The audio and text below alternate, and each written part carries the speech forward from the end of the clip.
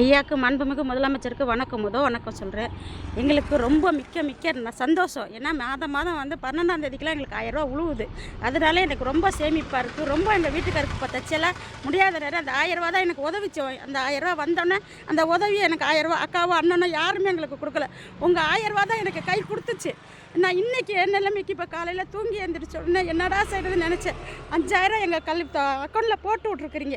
அதனால மீண்டும் உங்களுக்கு இன்னொரு வாட்டி நான் நன்றி சொல்கிறேன். மக்கள் சார்பாக நான் நன்றி சொல்கிறேன்.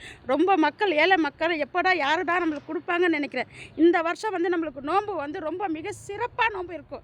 ஏன்னா அண்ணன் மாதிரி எங்களுக்கு 5000 கொடுத்துருக்குறாங்க. அந்த 5000 நம்ம வாங்கி என் புள்ள குட்டிக்கு எல்லாத்துக்கும் நான் துணி மணி எல்லாமே எடுப்பாங்க. என் முஸ்லீமு இந்து கிறிஸ்தவம். ஆனால் முக்கியம் ரொம்ப பொங்கலுக்கும் நீங்கள் கொடுத்தீங்க, ஜனங்க எடுத்தாங்க. இப்போ ரம்ஜானுக்கு கொடுத்துருக்குறீங்க. இந்த ரம்ஜானுக்கு உள்ள காசுமே நம்ம அந்த இதுக்கு தான் யூஸ் பண்ணுவோம். நான் எதுக்கு யூஸ் பண்ணேன்னா என் வீட்டுக்கு இப்போ ஜாமான் வாங்கினா 10 ரூபா சம்பாதிக்க எனக்கு யூஸ் ஆகும். ஒரு கிரைண்டர் வாங்கி நான் அதில் உங்கள் காசுக்கு நான் போட்டுக்குவேன். எங்கள் வீட்டுக்கு நீங்கள் கொடுத்த காசுக்கு முதல்ல இன்றைக்கி கிரைண்டர் போய் எடுத்துகிட்டு வந்துடுவேன்.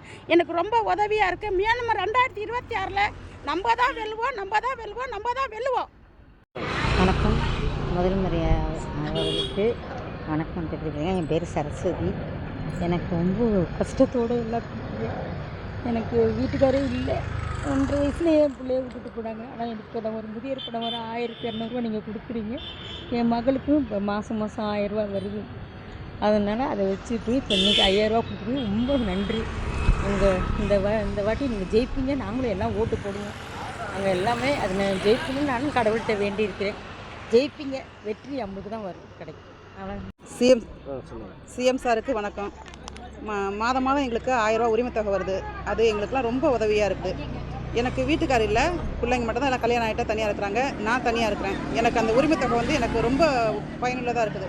அரிசி வாங்குறதுக்காகவும் சரி, சிலிண்டர் எடுக்கிறதுக்காகவும் சரி, அது எனக்கு ரொம்ப பயனுள்ளதாக இருக்குது. இன்றைக்கி காலையில் எந்திரிச்சோன்னு செல்லை பார்த்தோன்னா முதல்ல 5000 பணம் விழுந்ததை தான் பார்த்தோம். உடனே எல்லாருமே எங்கள் தெருவில் இருக்கவங்க எல்லாருமே அவ்வளோ சந்தோஷமாக இருக்காங்க. பக்கத்து வீட்டிலலாம் உடம்பு சரியில்லாமல் ஹாஸ்பிட்டல் போக முடியாத அளவுக்கு இருந்தாங்க. ஏன்னா கவர்மெண்ட் ஹாஸ்பிட்டல் போகலான்னா அவங்களுக்கு 3 குழந்தை இருக்கணும். அதை வச்சுட்டு போய் கவர்மெண்ட் ஹாஸ்பிட்டலில் வாரக்கணக்காக மாதக்கணக்காக அவங்களால தங்க முடியாது. அதனால் ப்ரைவேட்டில் போகலான்னு சொன்னால் அவங்க கையில் காசு கிடையாது. இந்த பணம் வந்தோன்னே முதல்ல எடுத்துகிட்டு இன்றைக்கி ஹாஸ்பிட்டல் போயிருக்காங்க அவங்க.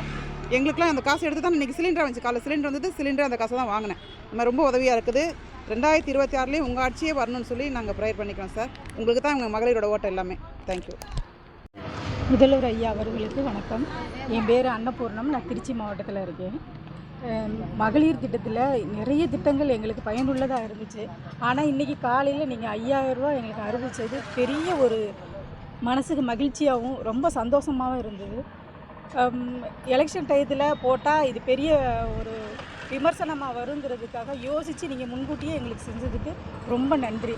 மகளிரை மட்டுமே நீங்கள் யோசனை பண்ணி மகளிருக்காக செய்யணும், மகளிரை தான் முன்னுக்கு கொண்டு வரணும் அப்படின்ற ஒரு தாட்டோடு நீங்கள் செய்கிறது எங்களுக்கு ரொம்ப சந்தோஷமாக இருக்குது.